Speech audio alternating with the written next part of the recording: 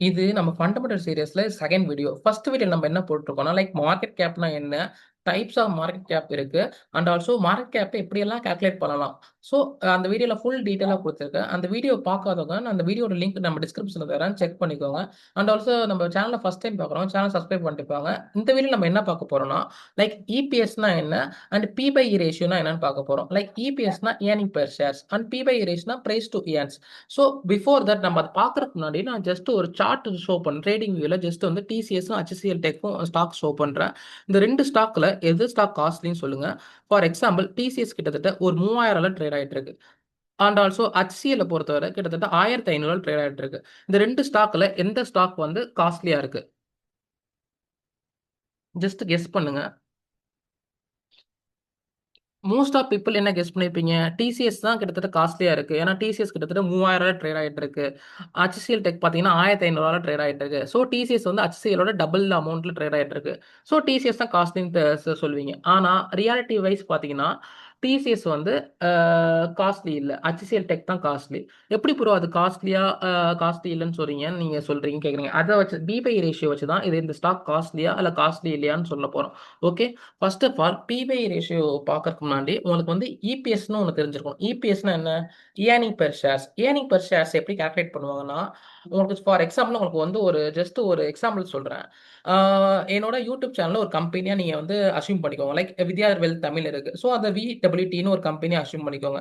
அந்த கம்பெனி கிட்ட மொத்தமா 1,00,000 ஷேர்ஸ் இருக்கு. ஓகே. டோட்டலா 1,00,000 ஷேர்ஸ் வச்சிருக்காங்க. அந்த ஆல்சோ அந்த கம்பெனி இயர்லி இன்கம் கிட்டத்தட்ட 1,00,00,000 சம்பாதிக்கிறாங்க. ஓகே. அது என்ன பண்ணுவாங்கன்னா, 1,00,00,000 டிவைடட் பை 1,00,000. 1,00,00,000னா income divided by total number of shares. So அப்படி போட்டேன்னா, ஒரு ஷேருக்கு இந்த கம்பெனி எவ்வளவு சம்பாதிக்கிறாங்க? ஸோ ஒரு ஷேருக்கு என் கம்பெனி கிட்டத்தட்ட ரூ. 100 சம்பாதிக்குது. ஓகே. அதுதான் இபிஎஸ் சொல்லுவாங்க. ஏர்னிங் பெர் ஷேர்ஸ் சொல்லுவாங்க. ஸோ இந்த ஏர்னிங் பெர் ஷேர்ஸ பொறுத்தவரை, இயர் ஆன் இயர் வந்து ஏர்னிங் பெர் ஷேர்ஸ் இன்கிரீஸ் ஆயிட்டே வந்துச்சு வச்சுக்கோங்களேன். Company is a good company. Like for example 2019ல ஏர்னிங் பெர் ஷேர்ஸ் ஒரு ரூ. 50 இருக்கு. அதே 2020ல ஒரு ரூ. 55 ரூ. 56 இருக்கு. அப்படியே இயர் ஆன் இயர் வந்து அந்த ஷேர்ஸ் கம்பெனி வந்து கிராஜுவலா இன்க்ரீஸ் ஆகிட்டே வந்துச்சு வச்சுக்கோங்களேன். Company is a good company. So earning per shares அதுக்கு யூஸ் ஆகும். And also P by ratio calculate பண்றதுக்கு யூஸ் ஆகும். Okay. So earning per shares உங்களுக்கு தெளிவா தெரிஞ்சுட்டு. ஏர்னிங் பெர் ஷேர்ஸ் என்ன?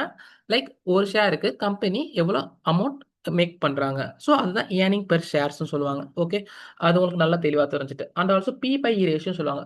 பிரைஸ் டு ஏர்ன் சொல்லுவாங்க. இந்த பிரைஸ் டு ஏர்ன்ஸ்னா அது எப்படி கால்குலேட் பண்ணுவாங்கன்னா, இந்த பிரைஸ் டு ஏர்ன்ஸ வச்சு தான் கம்பெனிஸ ஓவர் வேல்யூ ஆர் அண்டர் வேல்யூன்னு சொல்லுவாங்க. Okay. First of all price to earns எப்படி கால்குலேட் பண்ணுவாங்க?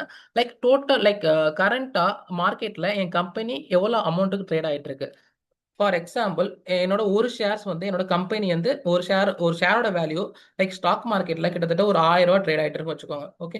அந்த ரூ. 1000 டிவைடட் பை இபிஎஸ்ன்னு போடுவாங்க. இபிஎஸ்னா ஏர்னிங் பெர் ஷேர்ஸ்க்கு நம்ம ஒரு அமௌண்ட் வந்து கால்குலேட் பண்ணி வச்சிருப்போம். எவ்வளோ? ரூ. 100. ஓகே. இந்த ரூ. 1000வோட ரூ. 100 ஒரு டிவைட் பண்ணா ஒரு அமௌண்ட் வரும். என் கம்பெனிக்கு பி பை ரேஷியோ ஒரு 10ன்னு வந்திருக்கு. ஸோ என் கம்பெனியோட பி பை ரேஷியோ 10. இந்த பி பை ரேஷியோ வச்சு தான் இந்த கம்பெனி லைக் ஓவர் வேல்யூவா அண்டர் வேல்யூவா செக் பண்ணுவாங்க. ஃபர்ஸ்ட் ஆஃப் ஆல் நான் டிசிஎஸ் விப்ரோ ஒரு example like sorry TCS HCL tech வந்து ஒரு எக்ஸாம்பிள் சொல்லியிருக்கேன். அது ஜஸ்ட் அவங்களுக்கு ஷோ ஷோ பண்றேன். இங்க பாருங்க. ஜஸ்ட் டிசிஎஸ்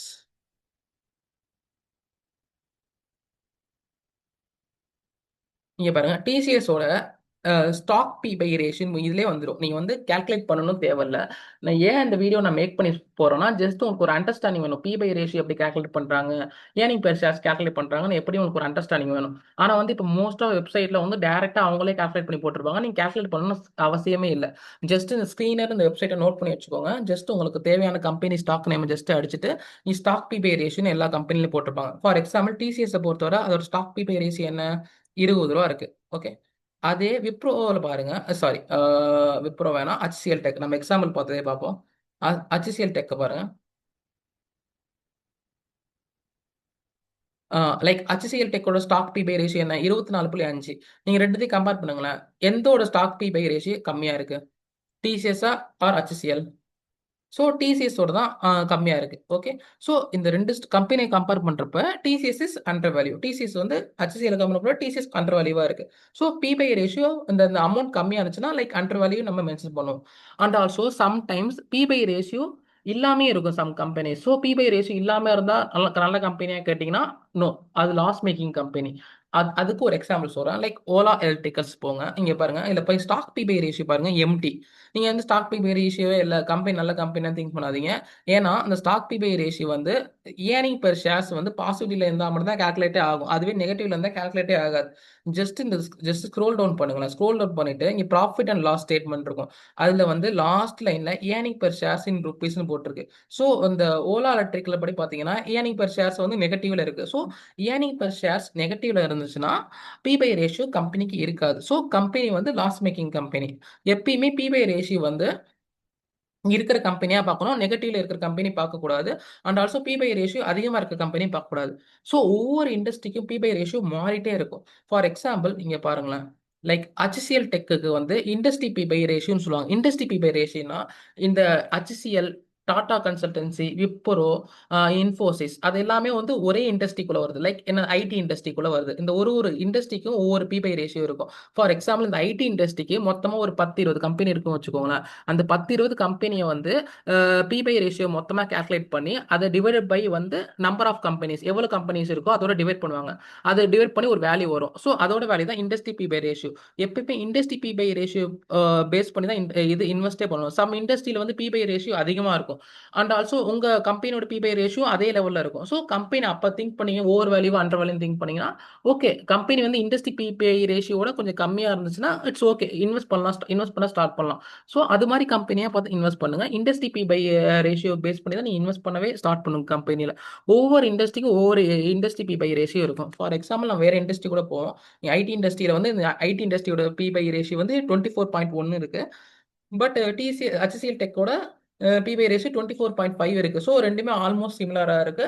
இது வந்து ஒரு மிட் லெவலாக இருக்கு. லைக் அண்டர் வேல்யூயும் கிடையாது, ஓவர் வேல்யூயும் கிடையாது, ஆவரேஜில் இருக்கு. ஸோ இது கீழே இருக்க கம்பெனி இன்வெஸ்ட் பண்ணீங்கன்னா like it's good.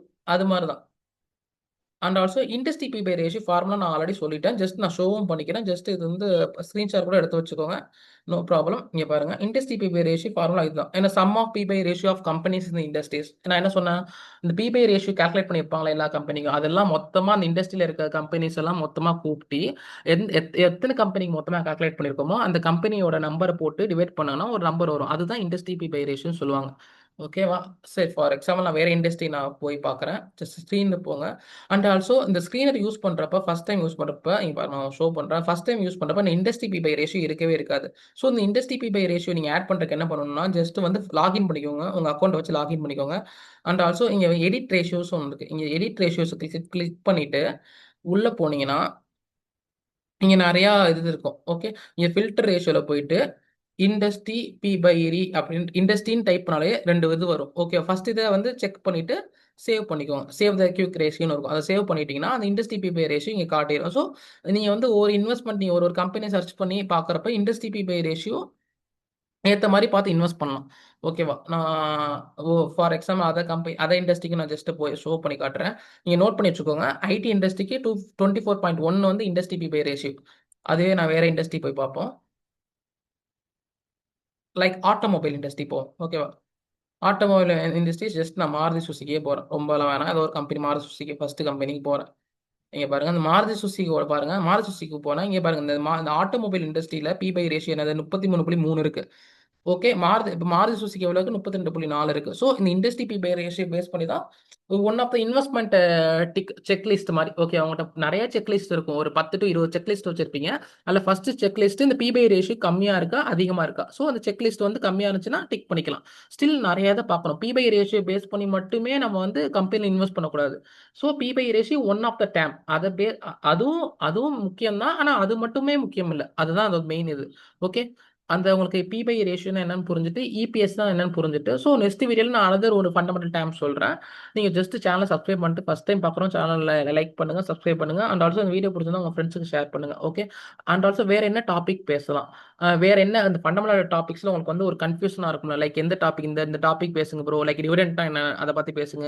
வேறாச்சும் book value எப்படி கால்குலேட் பண்ணுவாங்க, ஸோ அதை பற்றி பேசுங்கன்னு உங்களுக்கு ஒரு இது வரும். ஸோ அதெல்லாம் என்னென்ன டாபிக்ஸ் உங்களுக்கு வந்து டவுட்டாக இருக்கோ அந்த டாபிக்ஸை வந்து ஜஸ்ட் கமெண்ட் செக்ஷனில் கமெண்ட் பண்ணுங்க. ஸோ இந்த வீடியோக்கு பிடிச்சிருந்தா லைக் பண்ணுங்க, கமெண்ட் பண்ணுங்க. சேனலை ஃபஸ்ட் டைம் பார்க்கலாம், சேனல் சப்ஸ்கிரைப் பண்ணிட்டு பாருங்க.